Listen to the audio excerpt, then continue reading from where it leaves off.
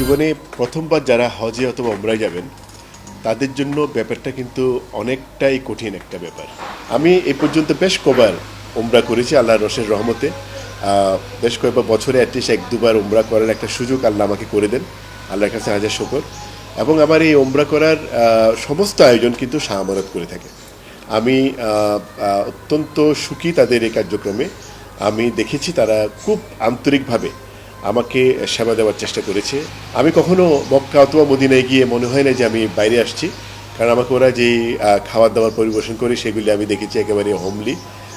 বাসায় রান্না করা খাবার দাবার আমি খেয়েছি।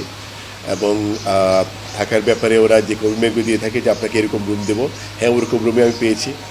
এবং যে কোনো সমস্যা আমার সাথে ওনাদের কথাবার্তা যা হয়েছিল তার বাইরেও কিন্তু অনেক সেবা অনেক সময় নিয়েছি।